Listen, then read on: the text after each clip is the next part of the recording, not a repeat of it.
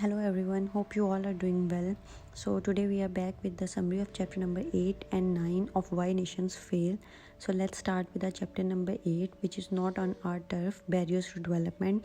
In this section the author has discussed the following sections: no printing allowed, a small difference that mattered, fear of industry, no shipping allowed, the absolutism of Prester John, the children of Somali, and enduring backwardness. In all of these sections the author has quoted the example of different nations, and they tell us how these nations produce the barriers to development. So let's move on to our section number 1. The section number 1 is titled as No Printing Allowed.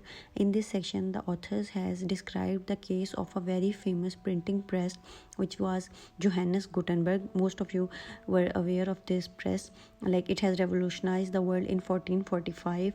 But in this section the author explained that during 1445 this press was making books far cheaper and mass literacy was possible for the first time. But while the printing press was spreading rapidly across the Europe, the Ottoman Empire just banned it for almost 300 years, and after 300 years it allowed this press, but it still mandated that scholars check everything for accuracy. This made the system incredibly slow, and even after 1850, which is the half of the 19th century, most books in the Ottoman Empire were still copied by the scribe. That is why literacy was much lower in the Ottoman Empire than in the Europe, and that is why the author said the Ottoman sultans wanted it this way because books threatened their power by spreading subversive ideas. So the author says during the critical junctures of industrial revolution, many states encouraged innovation and commerce, but many didn't. And they said that two kinds of societies resisted the industrialization. First were the societies which had the absolutist regimes, and they depended on extractive economic institutions, for example the Ottomans and the Russian empires. And the second kind of societies which resisted the industrial revolution were a society which didn't have a centralized state, and that is why if a state doesn't have a centralized system, its institution couldn't work properly. So we'll discuss the case of both kind of societies in the later sections. And the next section is small difference in that mattered. It shows and compared the example of Spain and England. The author explained how the Spain became more absolutist over time because in Spain Queen Isabella and King Ferdinand married, and they just merged their kingdom, and then their descendants married into the house of Habsburg. So there was a strong monarchy in Spain, but it was highly based on absolutist and extractive institutions, and it led to the economic decline in Spain. And the Spain also had a parliament which was named a Spanish Cortes, but it was much weaker than England's parliament, and it also represent the elites, and the Spanish parliament was all based on generating profits for the elites. That is why the contrast between the Spain and England is another example of how just small institutional difference can lead to nations to diverge in critical junctures. In the next section, which is fear of industry, the authors summarize their argument that societies like Spain, Russia, and Austria-Hungary couldn't take advantage of the industrial revolution because they didn't share England's inclusive institutions. England took benefit of the industrial revolution because they had the inclusive institutions. And the author says that the Austro-Hungarian Empire, which was run by the House of Habsburg, which was the descendant of the King Ferdinand and Queen Isabella, which we have discussed in the previous section, was also extremely absolute. The Habsburgs leader in the Austro-Hungarian Empire and the Spanish Empire just made the state much more centralized and absolutist, and in short he just opposed innovation and focused on maintaining extractive institutions because he knew that creative destruction would challenge his power. And in the Russia there was also absolutist system. It was also based on the brutal system of serfdom in which the landlords could buy, sell, and even restrict the movement of their serfs. And the Tsar Nicholas I and his finance minister tried to stop industry by limiting the banking system to landowners, and they just banned the industrial exhibitions and strictly limit factory and railway construction. That is why by 1870 there were very few railways in Russia and Austro-Hungary compared to the rest of the Europe.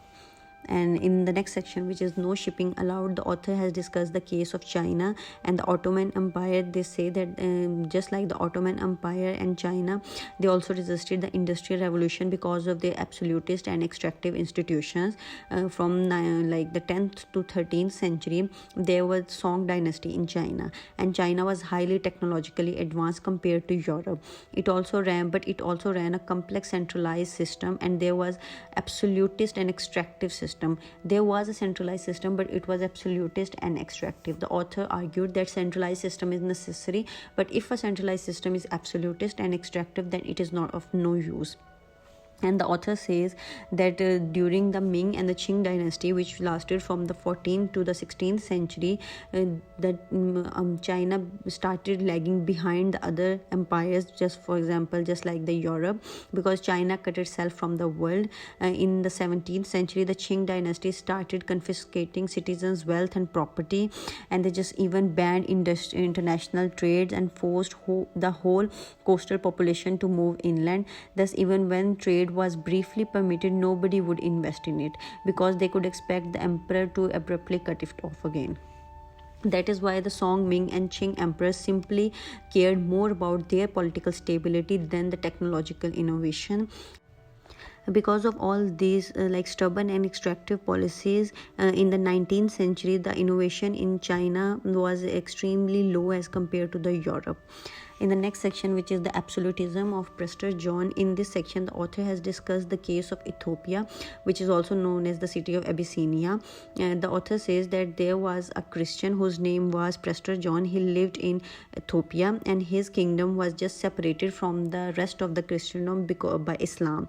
So there were many visitors who started searching for him, so they often go to Ethiopia, and these visitors left detailed record about the Ethiopian institutions, and they say that the Ethiopian institutions were extremely extractive, and it didn't support any kind of prosperity. That is why after the long history, the Ethiopian remain one of the world's poorest country today. So the next section, which is the children of Somalia, in this section the author has discussed another point, that is centralization. They say that centralization is very important for a state to prosper. And they say that the lack of state centralization prevent the inclusive institution from forming in much of Africa. As a case study, they looked at Somalia. They say that Somalia was dominated by 6 major clans, and there were numerous family subgroups. So these groups have historically fought over resources, land, and wealth, and they technically have leaders, but in practice, all adult males make decisions. So they were just extractive, and they were anarchy, and there weren't any centralization, and everyone wants his man to be powerful. That is why it was pluralistic, but it was based on anarchy. There weren't any system. So in this kind of system, inclusive institution couldn't work, and that is why Africa couldn't get benefit because of the industrial revolution.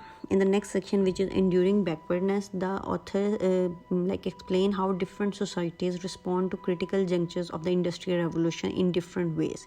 They say some societies give their citizens incentives to innovate, but most don't, and because of their extractive institutions or absolutist ruler, or because of the fear of creative destruction, or because of a lack of political centralization.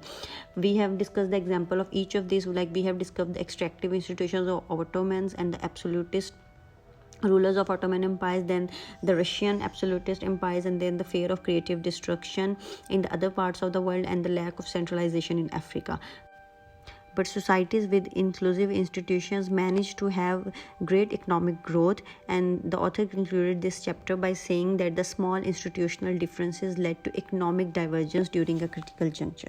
So this is how the chapter number 8 ends, and we have discussed all the sections from the printing press to the small differences of Spain and England, and the fear of industry in other parts of the world, and no shipping allowed in China, the absolutism of Prester John in Ethiopia, the children of Spale where there weren't any centralization, and enduring backwardness. So this is how our section chapter number 8 ends.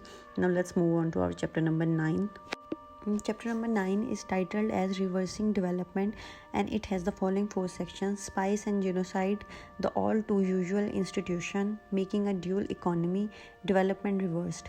This chapter is mainly focused on the European colonialism, that how colonialism has stopped the prosperity in many parts of the world. So we'll discuss all these examples one by one. In the first section, which is the spice and genocide, in this section the author described a remote island which was in Indonesia, and it's key to global commerce because they were the only source of the spices. And the Portuguese tried to take this thing from this island, and they just attempted and captured the city of Malacca in an attempt to monopolize the spice trade, but they failed because several absolutist South Asian city-states were already trading spices. Later the Dutch also tried to do this, and with the same goal they invaded as did the Portuguese, and they convinced the king to give them a monopoly on his island's clove production. But at that time there was another island in Indonesia, and in that island each village was ruling itself, so the Dutch couldn't take control of the region's spice, so they just took with another idea and they just committed the genocide, and they killed everyone on the island and then just created a system of plantation slavery in that place. Through their monopoly, the Dutch drove down the spice supply and drove up their prices, and they repeated this over the entire region, crushing the prosperous state and just destroying it. So in this section the author explained Southeast Asian state might have become prosperous and inclusive if it wasn't under the colonial violence. So this chapter is basically about how European colonialism sowed the seeds of underdevelopment around the world by imposing highly extractive institutions on the native population. The next section, which is the all too usual institution, it focuses on the slavery. In the Middle Ages, Europe just transitioned from slavery to a system of feudal serfdom, and it just abandoned slavery. But a slavery trade was still very common in the Middle East and Africa. That is why in the 17th and 18th century, the Europeans started taking millions of slaves from Africa to their American plantation colonies, and Europeans paid the slaves with guns and ammunition, which accelerated the war and conflict in Africa. That is why many African societies still started focusing on their energy on capturing and trading the slaves, because it was generating profit for them. But it was extremely harmful for the well-being of a nation. That is why the African states are still lag far behind the European institutions. In the next section, which is making a dual economy, the authors explain how the economist that still usually follows Arthur Lewis' model to explain the less developed countries, and this model is based countries which have the dual economies. They are divided into a modern system which is based on the industrial and urban sector, and then there is also a traditional system which is based on agriculture and rural. So this kind of countries, as we have also seen the case of Pakistan, it is also based on the dual economy. Some people are very rich and some people are very modern, but others are lagging far behind. So the economists define economic development as bringing people from the traditional sector into a modern one. So South Africa is a clear example of the dual economy, because South Africa also avoided the slave trade and its harmful effects, but it couldn't save itself from the dual economy, which badly harmed its institutions. So Europeans deliberately reversed the South African growth in order to eliminate the competition from African farmers, and they just create a supply of cheap labor from the mines. The last section is development reversed. In this section, the author explained that how European industrialization and colonialism and commerce brought prosperity in the Europe, but abroad it destroyed existing societies and created highly extractive institutions in their place, which prevented those societies from building inclusive institutions. The Dutch did this in Indonesia, and the Britishers did this in India after the Glorious Revolution, ended its monopoly on the textile trade. The East India Company dismantles India's prosperous textiles, and European colonialism just destroyed the African states by creating a dual economy in the South Africa and a slave trade in the rest of the Africa. So all these examples show how economic development in some parts of the world often depends on underdevelopment in other parts. So this is how chapter number 9 ends. At this point our video ends, so if you have any suggestion or queries you can ask them in the comment section. So we will be back with the summary of chapter number 10 and 11 in the next video. Till then, stay tuned.